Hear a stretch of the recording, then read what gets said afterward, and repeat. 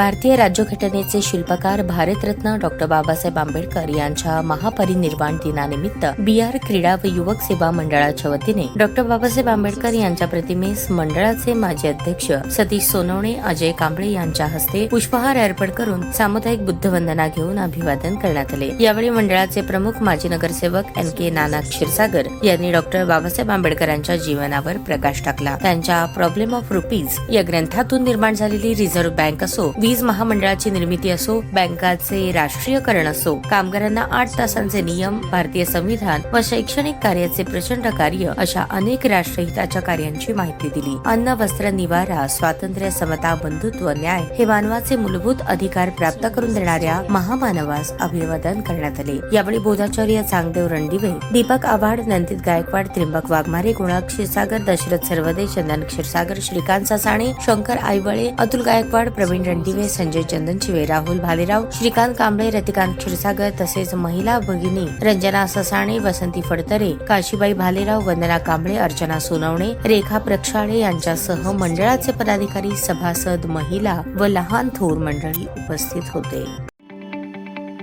ताज्या बातम्या पाहण्यासाठी प्राईम महाराष्ट्र न्यूज चॅनलला सबस्क्राईब करा।